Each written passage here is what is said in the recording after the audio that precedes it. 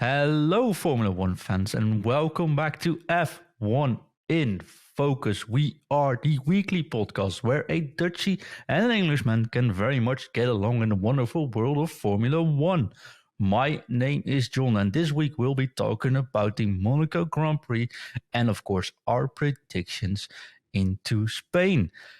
Joining me is the man with the best hair in the business, is, of course, James Hazel, which we say hi to very shortly, because if you have not checked it out, we are now available as a YouTube show and, of course, as a visual show on Spotify. So if you just open your Spotify app, you can now find our faces edited in the same podcast as well. And talking about good face and beautiful hair, hello, James. How are you doing?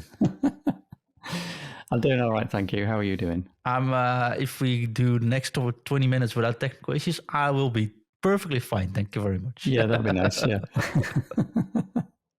It's just one of those days, James. Yeah, it sounds like it. It just feels like I'm Checo today. Yeah, it's not going to plan, is it? No, I could say George Russell. Maybe we should swap places in the next attempt. Yeah. Have you enjoyed Monaco? Yeah, it was all right. It was Monaco. The rain helped, but yeah. The rain helped, yeah. It definitely did. Of course, we just tried this again because we had some technical issues. So I'm going to start with statement number one and keep this train rolling. Statement number one, I think this qualification was maybe the best qualification in a decade, but let's call it amongst the top three of qualifications in the last 10 years of Formula One. What do you think? I think it probably is in the top three, only because I can't really think of many others that massively stand out. So yeah, I'm just going to have to agree with it, I think. Because, I mean, really, if you think back, like the last 10 years, all that does is take us back to like the Mercedes domination years. So I suppose there might have been some instances with like Hamilton and Vettel being quite close when Ferrari were pretty quick that year, or at least the start of a year. Maybe, I suppose, some of the Hamilton and Verstappen fights, but I don't think anywhere quite as close as this, maybe. But it was not in qualifying, I think, no? No, that final sector, finding 3/10 in the shortest sector on the calendar was just phenomenal from Max, and I really didn't think he was going to get it. I was pretty convinced up until that point that Alonso was actually going to get his pole position, which I can't remember if I predicted pole or a win for Alonso in the last episode, but somewhere around those lines, though. Yeah. It still was close though, because Alonso was on fire. Where you see his friend Stroll placing 12th in qualifying, 15th. I don't know, way back there. If you then look at Alonso just slamming that Aston Martin through everything. Yeah, Stroll was 14th in quali. 14th in quali, okay. Yeah. Apparently with some damage though, so that he said that was the issue. I think he had some floor damage or something, didn't he? Something along those lines. So maybe that compromised him, but still, I mean, yeah, his race. I suppose we'll talk about the race separately, but his race wasn't great either. No, let's talk about that, because I wanted to do it differently this time around. Instead of pointing out the obviously winners of this weekend, let's quickly highlight them in a moment, but then talk about the most outstanding losers, if you can say that directly. Yeah. I think biggest disappointments. Biggest disappointment. I think that's a good way to do it. Talk about disappointing. Let's start there in qualifying. Checo, corner one, lap one. Bye-bye, Checo. Yikes. Not the first time it happened this year. No. Australia was down to supposedly some sort of braking issue, wasn't it? That he still think he took way too much risk in where he was at then. So, why in Australia or Monaco? In Australia, I think you don't have to go 100% in a Red Bull in Q3, right? So or Q1, so. No, probably especially not. When they say you have brake issues, and then let's go, try it again. Yeah, was no need.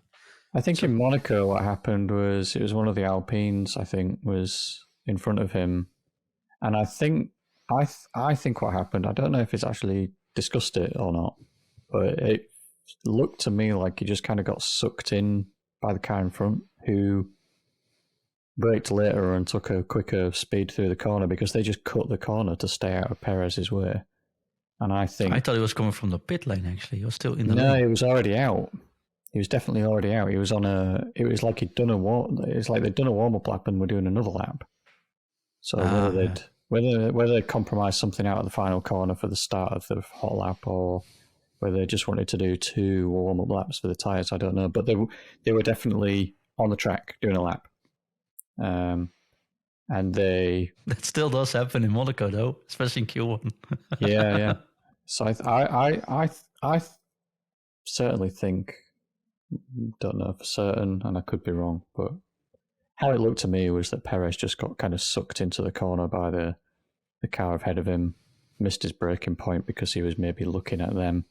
They were braking later, so he, if he's matching their braking point, he's suddenly way off. Because they're not taking the apex, they're massively cutting the corner so they can go around the corner quicker. So I think that's what caught him out.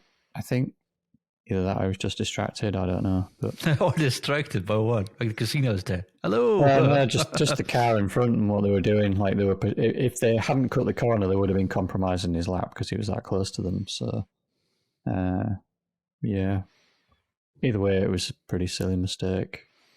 You think at Monaco, especially Q1, take it cautiously and just play it safe and get through. I mean, at that point as well, no one knew about track evolution, and the track was evolving quite quickly. Q1, I think the times dropped by like half a second. 3 second difference between Q1 and Q3. So. Yeah, it was crazy. But yeah, Perez just disappointing. Yeah, very disappointing. And of course, he could make up for that to Sunday. Let's jump to Sunday because I wanted to jump into Sunday, but we also had someone that jumped backwards, having a curse on his home track. Leclerc not starting third, starting sixth. Because his engineer, that actually never made a mistake ever before, forgot to mention that Norris was coming up behind him in the tunnel, and that was like the place where the race direction said on a Friday morning, whatever happens, but we don't want you guys to be slowing down in the tunnel. And that's exactly what he did. And Norris came behind him, scared the bejesus out of him. Because that's the fastest point at 270 plus there. Kilometers. I mean, it's pretty blind. You don't have a lot of vision in front of you, do you, because of the bend? Pretty deservingly penalty though, and I feel sorry for Charles, but you should just get. I'm sorry, but Xavi really has to go there because this isn't the first time either. It's just silly. I don't understand how these mistakes just continue to happen. They were talking about Max's lap times there. Slow down and telling you what Max did. Like that's not what you're supposed to do in the tunnel in Monaco. What's that? I don't even see why that matters at that point. Anyway, I mean, I know Leclerc was probably like hoping and gunning for pole, but that was just, it's just stupid. It really is, and it's always between Leclerc and his engineer. Like, I mean, Sainz seems to have some problems sometimes, and we'll probably get into some of those problems that happen during the race, particularly his strategy. But Leclerc in particular just seems to have it worse. Yeah, I feel sorry for him, but then again, I feel sorry for people when they have bad luck. This wasn't bad luck anymore. This is just a plain old error. And this was not just from him, but that is his team, and he has something to be said about that as well. It's not the first time. It's a team sport, And I don't think we can go very lenient on that anymore. Because the same happened last year in the race. So, I don't know what they do. Maybe they don't, they just watch out the pit wall and they can't see the tunnel over there. So maybe that's it. I don't know. Yeah, I don't know. But something definitely has to change there. Yep. So, James, let's continue into the race on Sunday. Yep. And, quick statement. Max certainly winning. Do you want to talk about Alonso at the pit stop? Yeah. I don't understand what happened there. You mentioned that Mike Crack in an interview had said that it was miscommunication, and Alonso had said it's too risky for slicks, and they thought he'd said let's risk it on the slicks or something along those lines, basically. And that was just a mistake that I don't know whether it cost Fernando the win, but it certainly ruined the race a little bit. I think it could have been a lot more interesting if Alonso was a bit closer and potentially Max pressured Max a little bit. Like if he could have even just been gaining like half a second a lap for a few laps, maybe that would have made a difference to the race. I don't know, but yeah, I mean, I think the only thing Alonso could maybe take away from that is that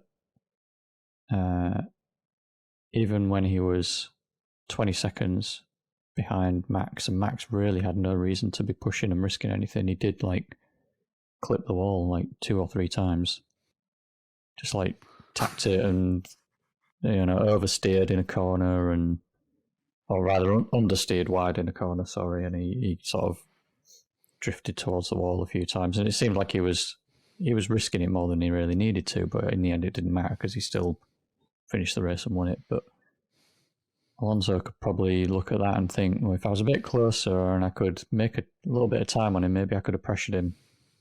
Whether he would have done or not, probably not. But now it was trying to look for positives, then. But yeah, Max just ran away. The race was kind of over unless something happened, like the rain or a red flag or any other kind of incident, really. Safety car or something when up from the start, really. As soon as Max got away off the line the way he did, it seemed pretty obvious that Max would just run away with it. He pretty much did. There was a bit of like, what's going to happen with the tyres? What's going to happen with the weather? Kind of made it interesting, but that was more like what ifs interesting rather than. In Monaco, I think when it stays dry, is normally and we saw this on Saturdays Formula 2 as well, I think, is or Sundays Formula 2, is that the overcut, so pitting later than the one you're fighting with, is very often the best strategy on normal circumstances. Yeah. So I was actually looking at it, and I was like, okay, Fernando's driving on hards, Max is driving on mediums. If Max has to pit earlier, even if there's like a 5, 6, 7 second gap, Alonso could definitely pick it up, but even without the rain, right? But Max seemed to be going on this and complaining about the tires, but actually drove 50 laps something plus on the mediums. Yeah. So, well, then it doesn't matter anymore, right? And then the rain came, they both like, no, we both have to stop. So, yeah, in the end, I don't think it actually would have mattered.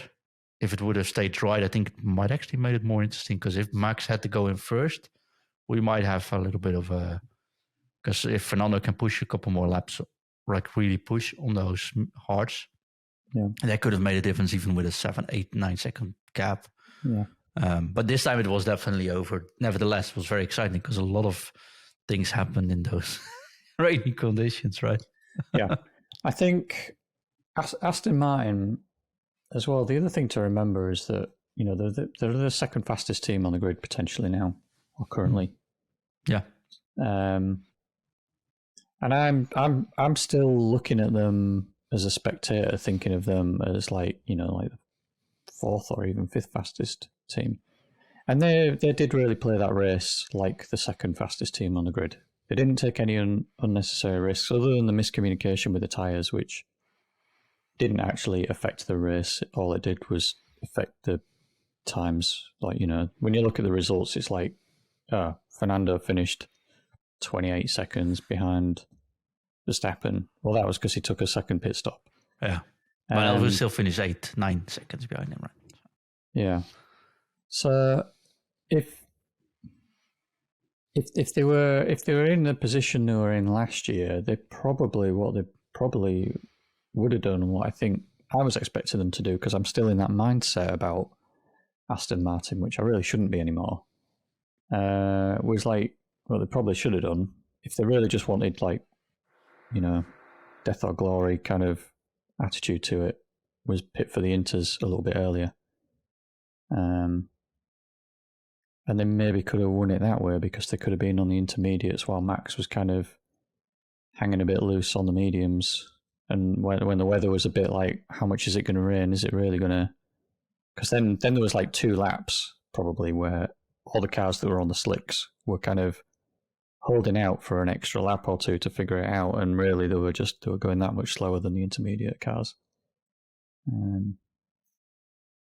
But yeah, Aston Martin really played it safe, played it well, got a well-deserved podium. They definitely did. Checo, loser of the qualification. Yeah. Can we say a slightly disappointed race there as well? Yeah, I mean, the biggest disappointment out of all of this really is just the championship. I mean, at least there was an illusion of competition when he was... Well, we said 2 weeks ago that competition is done once they hit the normal circuits, so I didn't expect it to be this fast. No, that's what I mean. It was an illusion. Like, I don't think anyone really thought Perez was going to win the World Championship, but at least it looked interesting and it kept it interesting. And if he could have stolen, the odd victory or just points away from Max here and there and kept it relatively close, then you could have looked at that even in like 5 or 6 races time and thought, oh yeah, he's still got a chance. All he's going to take is whatever. But realistically, it's not going to happen. And especially a result like this, like Perez, anyone trying to fight a championship against Max Verstappen can't afford a result like this. Second result like this already. Yeah. And it's just unfortunate, but also the race was bad. Like I can see you get annoyed by starting last, right? Yep. But honestly, the race itself, he made way too many mistakes there as well, right? So. I think he spent the entire race driving frustrated, and he was probably frustrated that he made the mistake in qualifying. He starts last, and he's gained this reputation as being like the king of the streets or whatever, or just a street circuit specialist at the very least. And he's having to start from the back of the grid on the hardest circuit to overtake on. I mean, he's in by far the fastest car on the grid. And he couldn't even, he was struggling to get past a Williams, he was struggling to get past a Haas. And he was just kind of bottled up for quite a while behind other cars. And in fact, one of his overtaking opportunities only came from the car in front, making a bit of a dive bomb. I think that was Sargent actually when... was it Hulkenberg dived up the inside of Sargent? Yeah, and he joined him. And Perez just saw his opportunity and just leapt at it, which, I mean, it's good racing. And it's nice to see stuff like that happen at Monaco because that's like, it's pretty rare, really. But other than like those odd little flashes of like, yeah, that's someone who deserves a Red Bull seat, like driving that way. It was just mistake after mistake and problem after problem. There was, going out. What was it when he drove into the back of somebody and was like, "Oh, they brake tested me" or something? I think that was, who was that into the back of? I can't remember. And then he complained that he got pushed off the circuit, so he tried to keep an overtake, which stuff like that. And he just, I don't know, he just didn't seem to be in a very good mindset for the race on Sunday. No, yeah, it's just a shame. Let's put it on just a shame. Let's hope that in Spain they can pick up the pace and let's have at least a 2-man fight there. Yep. Because although I'm a Max fan, 40-point lead, 39-point lead after 7 races? 7 races now? 7, I think, yeah. Yeah, well, that wasn't the gap we're looking for. No. It could be 100 point gap when we hit Belgium. Like this. So let's hope that's not going to happen. James, another one that I don't think had a very good race. And I said it at the start of the season. I'm not expecting too much from him, but hopefully I'm wrong. Logan Sargent. No, it's just pretty shocking. That's all I've got to say on it, really. It just wasn't a good race. He seemed to be struggling with the tyres in the first stint. Was he on the hard tyres? Both Williams did, actually. Yeah, I think he was on the hard tyres, wasn't he? That seemed to play into it a little bit, and that also, I mean, it appeared to be why he got jumped a couple of times by everyone, other drivers. But even that aside, it just wasn't a very good race for him. No, definitely wasn't. Do we need to talk about Stroll in the race? I only want to mention Stroll because I think he's topping the charts for crashes and contacts in the season so far, and I called it in our pre-season podcast. I had him down as being like the person to be involved in the most incidents, I guess. Yeah. Can't remember how we worded it at the time, but I said Sargent, you said Stroll. Yeah, I think he's had more incidents in Monaco than anyone else has had in all the races combined so far this season. Then here is the next statement. Yep. Is Lance Stroll holding Aston Martin back? 100% he is. That was a quick statement. If they don't finish second in the championship, he is the reason why. I mean, just look at the driver standings. Let's see. Fernando Alonso is in third place in the driver standings on 93 points. Lance Stroll is in 8th place on 27 points. He is the deciding factor. 30% less, or 60% less, actually. Yeah. He is the deciding factor for where Aston Martin finishing the championship. If they finish behind Mercedes at this point, it's because of him. And if they finish behind Ferrari as well, which would be even worse, it will be because of him. I mean, how much does his dad want to sacrifice team results for having his son drive in Formula One? Yeah, that's the most interesting story about when they have finally hit 26, right? This year, they don't care too much if they hit second, third, or fourth. Honestly, if they hit third, I don't think they actually mind with the extra wind tunnel next year. Yeah, I mean, it has its benefits for finishing slightly lower in the standings, so yeah. But it might be an issue later on. That's interesting to see, though. But he is very disappointing, though. He is. He's not on. I mean, last season there was times when he looked okay next to Vettel. Definitely. But the car was so much worse. Now they've got a very good car. They've got another very good driver in Fernando Alonso, and he's just been completely shown up. To the point where it's kind of embarrassing for him, really. It's harsh, but it's the way it is. That's Formula One. Yeah, let's see next week, though, because I think in Spain they have so much experience there that I think the drivers that take the most out of the car and the ones that don't in the same team, that difference will actually show even more. We'll talk about Spain in a moment, but if Alonso, circuit. Yeah, I think Alonso, if he gets like a 6th place difference with Stroll, I think that says enough there. Yeah. There, the car should just always be the deciding factor and not the driver. Unless you underperform, then it definitely shows in Spain. Yeah. So we'll see. I think that's what we'll have to look at next week when Spain is done. Yeah, I'm looking forward to it. Yeah, I always look forward to Spain because it's one of my favorite tracks, especially since the new change. I think it might be very interesting, but I also think up front it might be very boring this year. Right? But we'll see in a moment. I want to highlight Ocon, who was very unlucky, but drove one heck of a race. Still lucky in the end, of course. But that one, he did really well. And after Alpine said they were pretty unhappy with everything, suddenly they start performing 2 races in a row. The only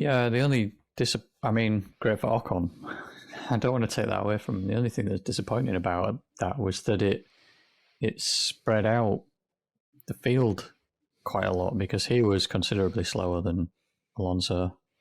He was holding up Sainz. He was holding up Lewis. He was holding up Leclerc. Sainz held up himself as well by just slamming in the back of him. With a sort of half-hearted, weird, partial overtake that wasn't on, and But fair play. I mean, that is Monaco. You know, it's all about track position and then holding track position. And Ocon held on for the entirety of the race. Until they messed up the pit various stop. drivers. Until what, sorry? They messed up his pit stop. Then he dropped all the way back. But then the rain came. And he jumped a bunch. And then he came back in third.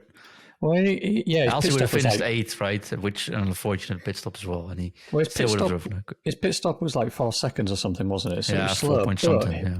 He stayed ahead of Sainz.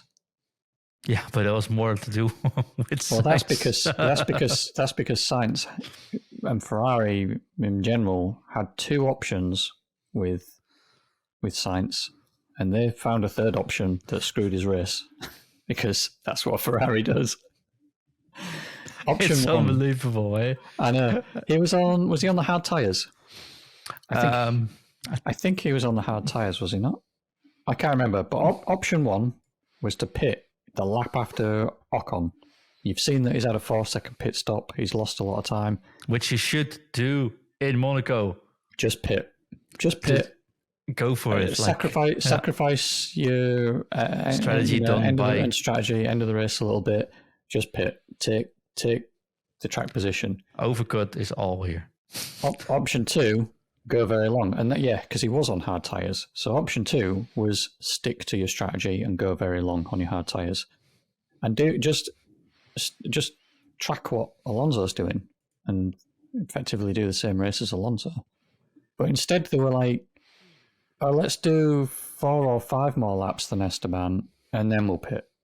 And he hadn't made up any ground. He hadn't taken advantage of the fact that Ocon had a slow pit stop by just pitting immediately after him. No, so they pitted 1 lap later, though. Just 1 lap later. No, it was more than 1 lap, wasn't it? No, 1 lap. Okay. Well, then I'm wrong on that. Sorry. I thought he pitted a couple of laps later because it didn't make sense that Ocon had lost all that time in the pits and then still stayed ahead of him coming out of the pits. Well, the pit stop was slower as well. So, Alpine pit stop was 25.8 total, whereas Sainz's was 24.2, so 1.6 seconds faster or slower. Yeah. But Ocon's outlap was actually 2 seconds faster. All right. So he took it back on that. Everything I just said then, because I was sure it was like multiple laps later, but okay. No, in 1 second. But in that case, it should have just carried on going long. Yeah, exactly. Then if you're on trust that Ocon's going to get caught up in traffic whilst he goes along on his hard tyres and sticks to his original strategy. My weird thing is that they knew there was the rain coming. They kept talking about rain, and then suddenly, in the end, they just pulled him in, not thinking about the rain. Yeah, and he's on the hard tyres that can last until the rain comes. Yeah. So anyway, odd choice by Ferrari either way. Like, yeah, I don't know. Last but not least, disappointment. Mr. George Russell. Yeah, his end result wasn't all that bad, but he very nearly benefited nicely from the rain. Because that was another slight mistake actually with Hamilton. He started on the hard tyres, and then new rain was potentially coming, and they pitted him about 10 laps before the rain, something like that. I think Russell just stayed out until the rain, didn't he? But then he made obviously there was a couple of mistakes that he made. That cost him. He should have finished. He should have finished third, shouldn't he? Well, I think that's definitely the case. I think he got very annoyed about that. Apparently, Toto Wolff had to come onto the radio to try and calm him down, and maybe he should have been not punting Perez off the track when it started raining. Maybe that would help. Yeah. Yeah, and then jumping on the radio the second, as soon as he's within a second and a half of Hamilton, can I have a go passing Ocon? I won't go more than 5 seconds ahead, and all that stuff. It's like there was nothing to gain from it. If he was not going to get more than 5 seconds ahead, he might as well just stay where he was, because he was about 8 seconds clear of Leclerc behind him at that time. So. And 3 laps later, Lewis was 7 seconds away from it. Yeah, there was 1 lap he's saying, let's swap positions to help me keep my place effectively, is what he was trying to argue. Another lap later is like, what do you want me to do? I'm just sat here stuck behind Lewis, staring at Lewis's gearbox or something along those lines. And then 2 laps later is like 3 seconds behind him. So like, I don't know. Russell seems to have a bit of a habit of this, and I don't know what he's trying to do, but he's trying to be Rosberg without actually performing like Rosberg. Yeah, and he's trying to almost like force the team a little bit by airing these things on the radio. And I just find it a little bit awkward. Like, no other team, certainly that we hear broadcast anyway, whether they're just picking on Russell with this, with the way they're broadcasting it, but we don't get this a lot. I mean, you do get some drivers talk about this, and sometimes teams do, like, obviously give these team orders to let cars past and stuff like that. But at that point, there was no need for it, and I don't know why George asked for it. And I'm glad Mercedes didn't give into it, basically. I have no doubt they actually would, but I think, you know what it is? I think George Russell has talent. I won't disapprove on that. What I do hate is that he seems to get in an incident or in a radio call every single race. Either knock somebody or somebody knocks him. He blames someone else. We had it with Max. We had it with Bottas. We had it with Albon. We had it with Perez this weekend. He always starts complaining about swapping the position back. If you're the dominant driver, if you think you're the dominant driver, then just be dominant and take that place and hold that place. Yeah. And so far, I have to admit, Lewis was really on fire this weekend, honestly. I think he took the maximum out of the Mercedes. And actually, this is Dutchie complimenting Lewis. So take care here. But that qualification from Lewis was amazing. 2 times stuck in traffic, almost bottled it, just put his head down and qualified both times in Q3 and Q2 really well, really good timing, really good qualification as well. He just took the maximum out of that car, I think, and didn't get pressure and didn't collapse under pressure. When they talked about Russell's messages on the board radio, he just kept silence, like, not going to happen, but it's all right. I just stay silent here. I think he's got plenty to say after the race, probably. But honestly, I'm applauding Lewis because that was good, really good. So I thought his qualifying, he had some rough laps and runs, and he inched his way through Q1. Looked in trouble in Q2, but made it through, and then he qualified pretty well in Q3, obviously. And he I don't know what happened. He seemed to be doing a lot better in practice until, obviously, his practice ended, and so did free practice 3 with him going into a wall. And then qualifying, it did, to me, I thought he was maybe not quite on it as much as he had been for the rest of the weekend. But then race day, he was great on Sunday, and he had a solid race, and I think he maximised the result for that Mercedes on that circuit in particular. You're not really likely to overtake anybody. So yeah, I think he had a solid race. Definitely. Let's wrap Monaco up. Yep. I want to give a shout out, of course, to Max. I want to give a shout out to Ocon. I definitely want to give a shout out to Norris. Because, boy, I saw him drive in the rain, and he was out driving everyone else, easily. Yeah. Max was fast. He was way faster. And they were I was almost like, hey, Norris might actually unlap himself over Max.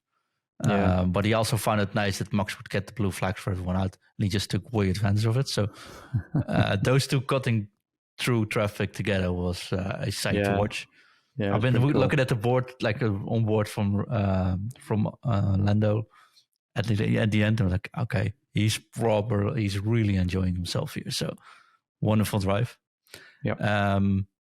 And of course Piastri as well. He's getting 10th. Piastri, I think. Yeah, he came 10th. He had a solid drive, yeah. So, and heads up to our friend Nick de Vries, because sure, 12th, no points still, But this was a much, much better weekend, much more stable. Yeah, he just seemed to stay out of trouble, didn't he? Yuki was having a good race until he kind of messed up and went straight on at that corner. I can't remember who was on the inside. Yeah, of that him brake now. issue.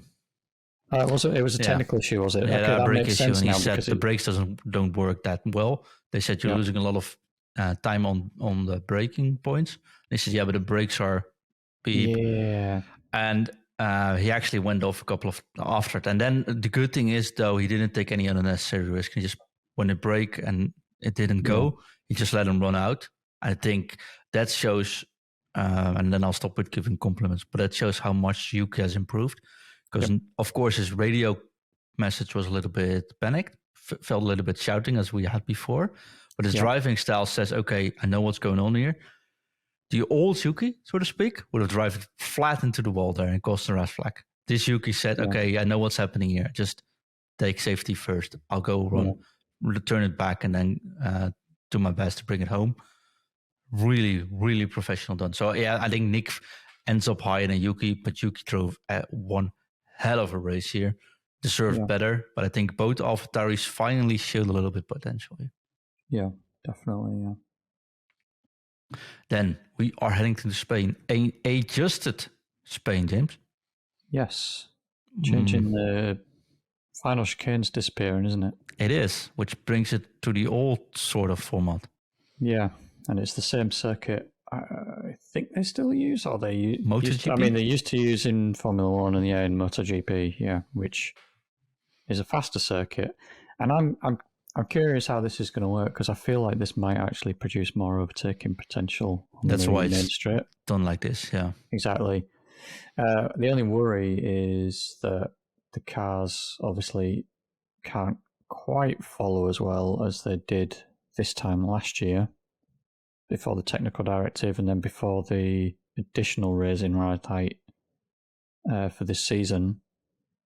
So I know some of the drivers have already been complaining about it not being as difficult to follow. Not as easy to follow, more difficult.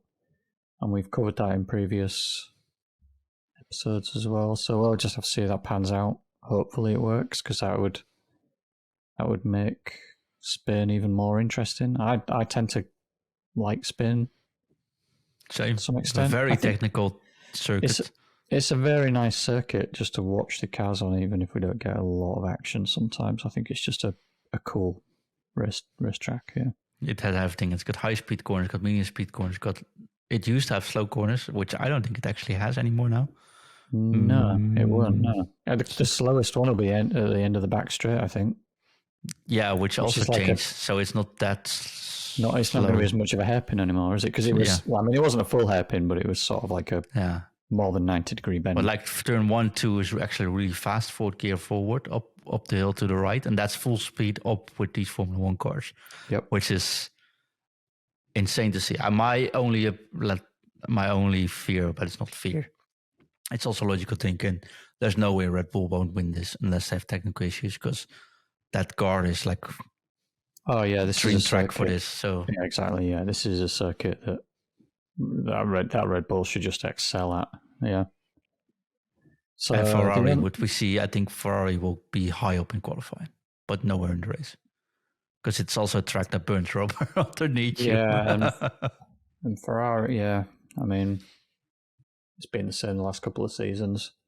Great on one lap, not great over a stint. And we might get to see just where Mercedes really are with these upgrades that they brought to Monaco that were supposed to come to Italy, but obviously that got cancelled. So I think it's just going to be an interesting race because I think it'll kind of show where the field really is, and even to some extent just how far ahead or not that Red Bull might be, and how close the other teams are to each other, because all the other circuits so far, other than Bahrain, have been street circuits. Definitely. And they all come with their own quirks, which potentially kind of might benefit one team and then hamper another team. So, yeah. Yeah, curious. Really looking forward to Spain. But like I said, it's probably also my favorite circuit to drive on the sim because it does have everything. You need to trail brake, you need to release and just lift the coast a little bit. It has full speed corners where you have to be on the apex, else you spin out.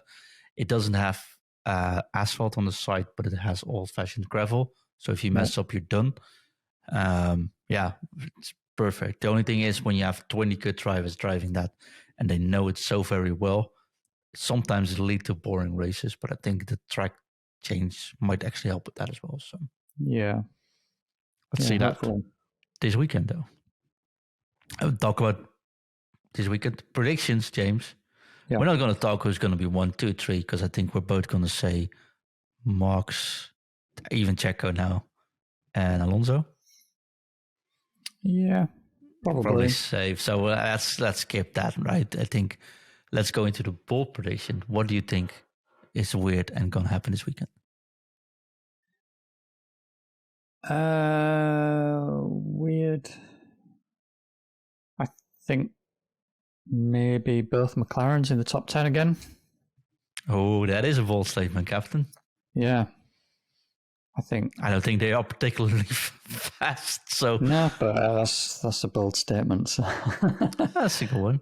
Yeah, I think that I don't know. I'd like to think maybe they do well at Spain, but we'll see. Well, we'll definitely see. What would my bold statement be? I'm gonna say that Charles is gonna start on pole position. I don't know how bold that is. I am gonna say that I wanted to say something about maybe. Here's my bold prediction. I say Red Bull's not going to win because both Red Bull will crash out. Oh, we're going to have. Is Max going to be in the wrong, or Perez going to be in the wrong mode, and then they'll just drive each other off the road like Rosberg and Hamilton? Yeah. I can see something like that happen this week. No, I don't think that'll happen. I don't think Perez would dare. And I think he's too far out of it now to be making stupid moves like that. Lawson to Red Bull next week. Yeah. I mean, he'll just get booted if he does anything stupid like that. That is fair. Okay, other bold statement. Nick de Vries is going to hit in the points. That'd be cool to see. Yeah, I'd like to see that. But I don't have any bold predictions, honestly, because I do think that we've seen the most consistency this year. There's just some drivers fumbling a little bit. Yeah. Talk about fumbling. We haven't seen Gasly doing anything weird for the last couple of races. No. Maybe because he's his head is on the spot, right? For the penalty. Oh, he can't afford any points. Oh, actually, I think his first set of points maybe expired. Oh, so then it's time for Gasly to do something weird. Yeah, okay, here's my bold statement then. Gasly will knock out one of the Red Bulls. No, I don't see. Well, I mean, it'd be interesting. I don't see how or where that would happen. One thing I was going to say, actually, just I'm a bit of a Lewis fanboy, but if this race goes anything like Bahrain, maybe with the upgrades, Lewis finishes on the podium. Nah, it ain't happening. But it's a bold statement, so I'll put it up. Yeah, it was pretty close in Bahrain at one point. He was. That was with the original car. The new car's supposed to be faster. I know, chances are slim, but like I said, it's a bold statement. And I'm a fanboy. Well, maybe not a fanboy. I'm just a fan. Always fun when we're ending the show and suddenly the next door neighbors start drilling into the wall. That means probably it's a good sign for us to sign off for this week. James will be back next week. Join us probably Tuesday or Wednesday. Lowe's show will be live again. So James says Lewis on the podium. I'm saying Gasly going to do something funny, but I'm predicting a point finish for Nick de Vries. I am very much looking forward to this. And I want to introduce something new for next week. So think about it. Next week, we'll be doing a lap around the circuits with your eyes closed. What? So for your next race, next podcast, when we talk about an upcoming race, one of us has to close their eyes and explain how that track goes. Oh, great. Show us how much we know about the tracks. Brilliant. I could have done that with Spain blindly right now. But yeah, I probably could with Spain, to be fair. But what's next? Oh, Canada after that. I could probably do Canada, actually. I know. So that's why I wanted to introduce it next week. We'll do Canada next week. All right. If you have any questions at F1 Focus Pod, you can find us. If you are on Spotify, you can also drop a question just below the podcast. So after the show ends, it says, do you like this show? Of course, you're going to answer that with yes, but you can also drop some comments there and we'll be reading them when you send them in. And of course, if you're liking this and you want us to keep doing this or actually help more people finding us, because we definitely aren't stopping this season. Never. Give us a 5-star review. Just click those 5 stars, say why you like us, and we'll say that out loud on the show. And very much helps us as well. James, thank you very much. See you next week. Yep. See you next time. Bye-bye.